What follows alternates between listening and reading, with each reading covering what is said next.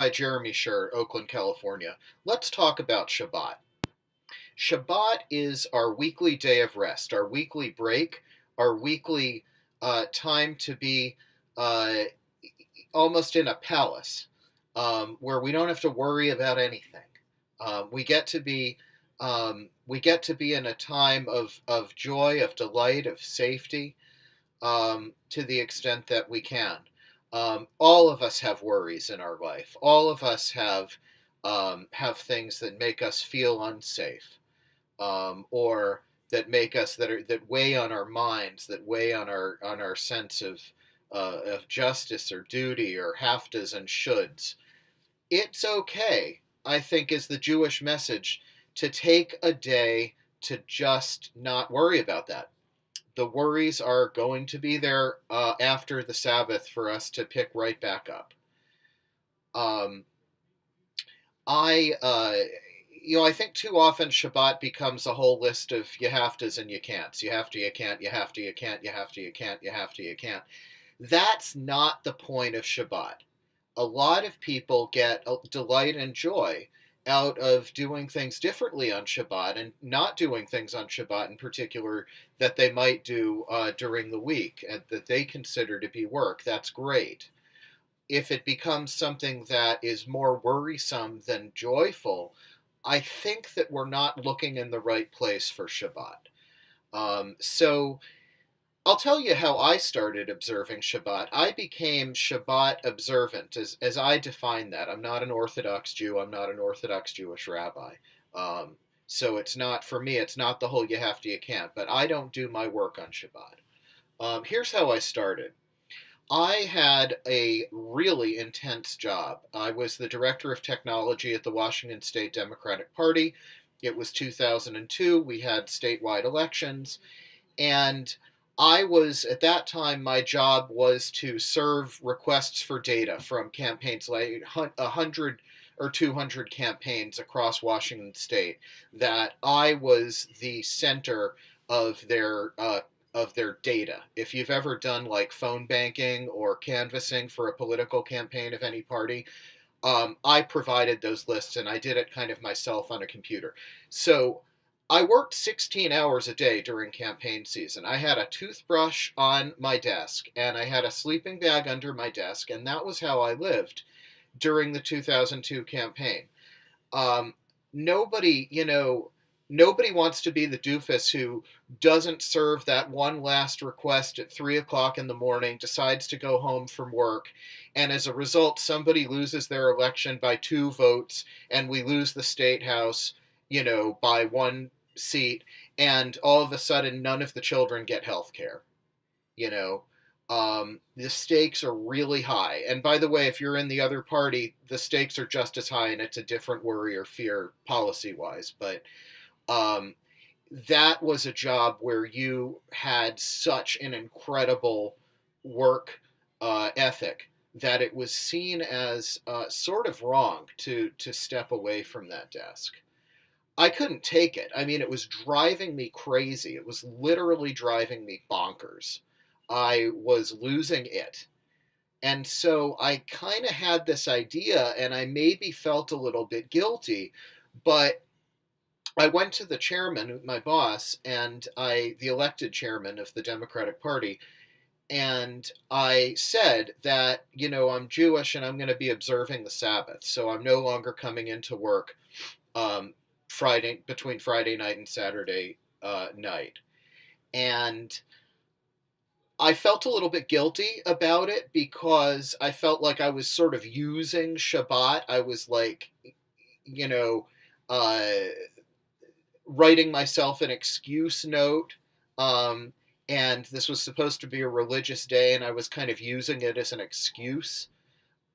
And I, would go biking out in nature on Saturday afternoon. I'd go to services in the morning, and then I'd go for a bike ride or something.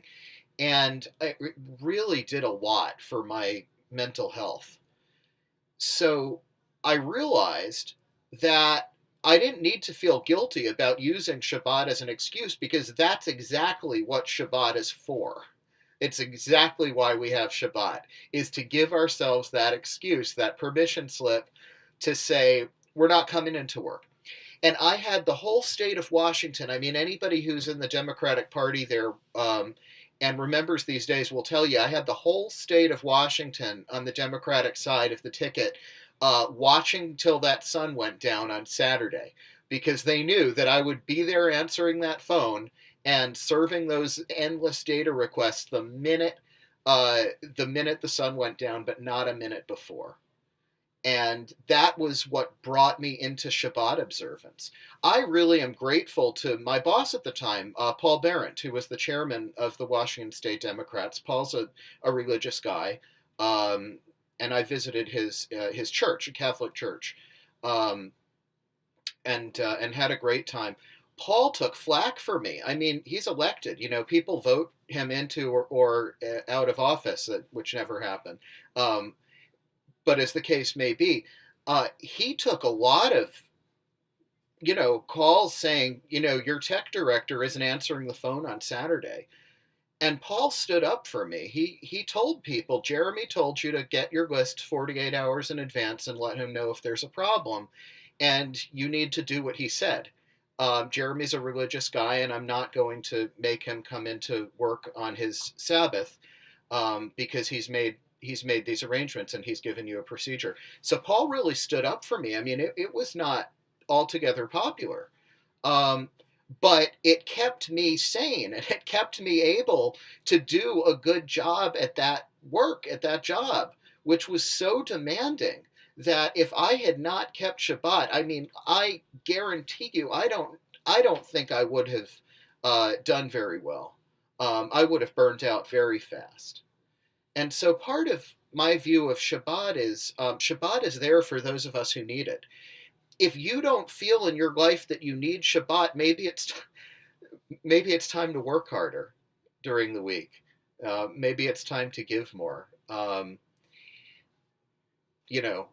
Because sometimes I've been in places in my life where I've really been in a position of privilege, and it was like I'm not sure I see the point of Shabbat. I'm in some ways happy and at rest all the time. Well, get out there and make God's world better, and then take a break.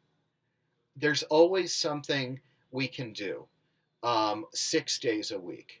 And that seventh day keeps us sane and it keeps us going.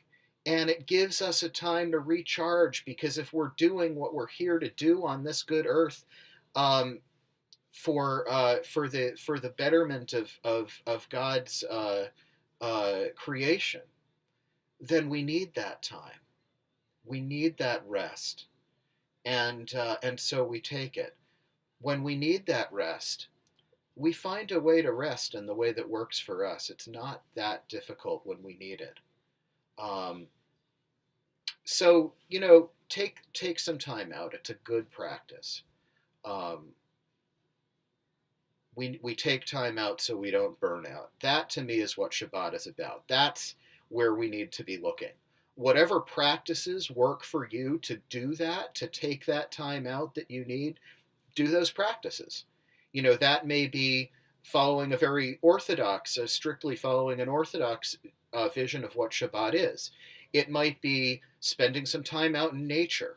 It might be doing activities that you love and enjoy. Some people love giving up technology. Some people live their, social lives on technology and would feel isolated if they gave it up. I, in many ways, am in the latter category. I don't give up technology on Shabbat. But make Shabbat a time of love, a time of joy, a time of delight.